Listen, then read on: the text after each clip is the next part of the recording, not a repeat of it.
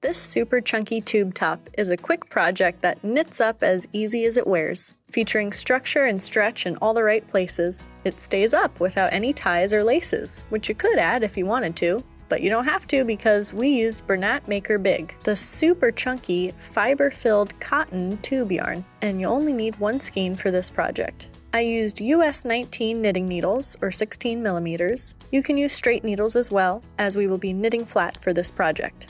With the long tail cast on, you can go ahead and cast on 10 stitches. I'm knitting for an A or B cup in this video. I recommend adding 2 stitches for every cup size above a B.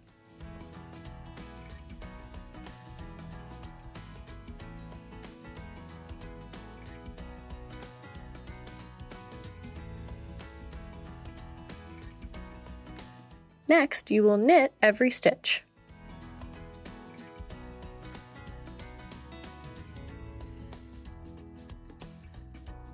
The first part of this pattern is simply to work in garter stitch, so we will be knitting every stitch of every row until your piece measures 4 inches for a small, 5 inches for a medium, 6 inches for a large, and so on.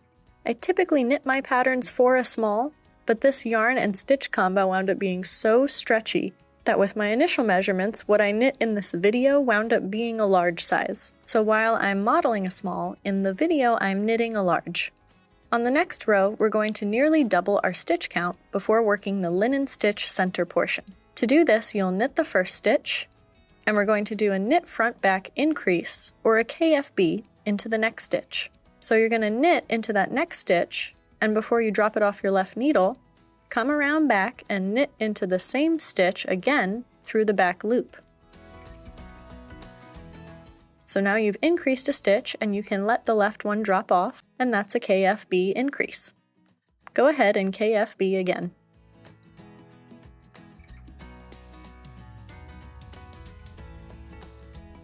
And we'll knit front back increase every stitch up to the last stitch of the row, and simply knit that last stitch. After that row, you will double -2 your stitch count. So now I have 18 stitches. And we can begin the linen stitch section. To start the linen stitch repeat, knit the first stitch, then bring your working yarn to the front, and slip the next stitch purlwise like so. And you can bring your yarn to the back and knit the next stitch.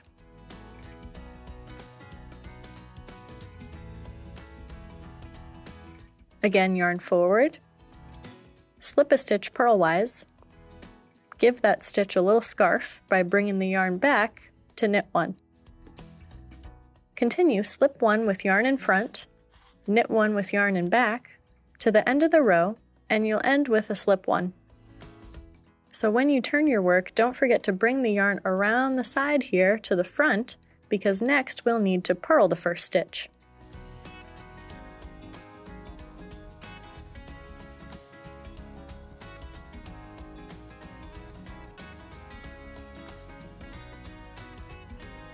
And on this row, you'll slip the next stitch with the yarn in back. Yarn forward to purl, yarn back to slip. This is the reverse side of linen stitch. Continue to purl and slip with yarn in back to the end of the row. And after you slip that last stitch with your yarn in back, then you turn your work and bring the yarn to the new back. It'll wrap around the edge of your work like so, and you can resume that 2-row linen stitch repeat with a knit one with the yarn in back and slip one with the yarn in front. Continue working in the linen stitch until your piece measures 10 to 15 inches. I made this kind of a big range. It's meant to reach kind of from side boob to side boob. And we're all built a bit differently, so you can kind of hold it up and measure on yourself. I did 11 inches.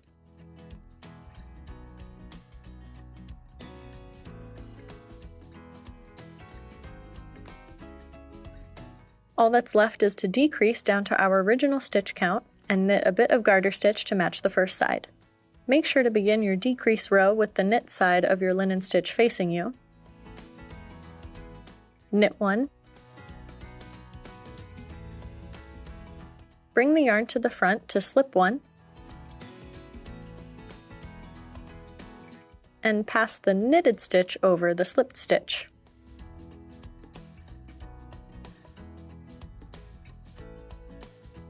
Again, knit 1, slip 1 with yarn in front,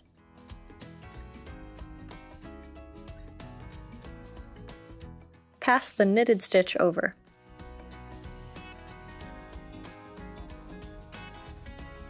Continue like that to the end of the row, and once you've knit and slipped the last 2 stitches, don't do any more decreases there. That'll get you back to your starting stitch count. Next, it's time to knit, knit, knit, another garter stitch section to match the one you've already got. And you'll have a piece that looks like this. Then you can do a basic bind off,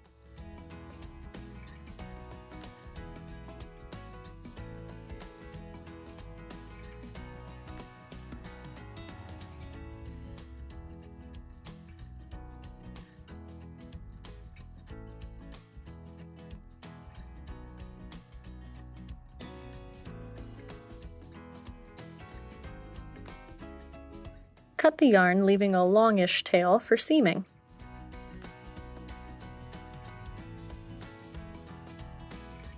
And I decided to go with the purl side facing out for this top because I thought the texture looked really cool in this yarn, and the flat knit side feels nice against your skin, but feel free to use either. Lastly, you'll seam your cast on and bind off edges together. I went with a basic whip stitch for seaming. Not the most invisible, but it lays the most flat for sure.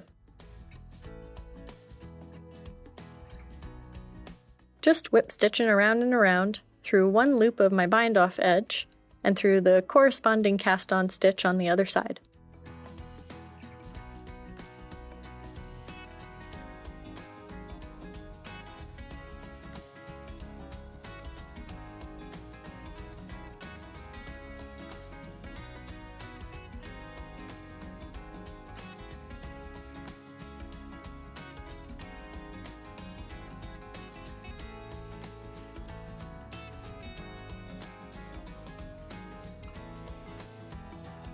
Here's how the seam will look.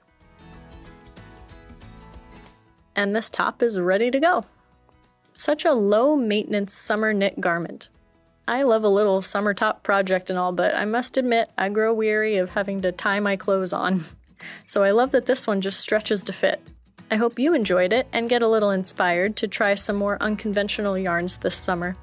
We gotta keep it interesting till our favorite season comes back around, right, knitters? Thank you so much for watching. I'll see you next time. Bye!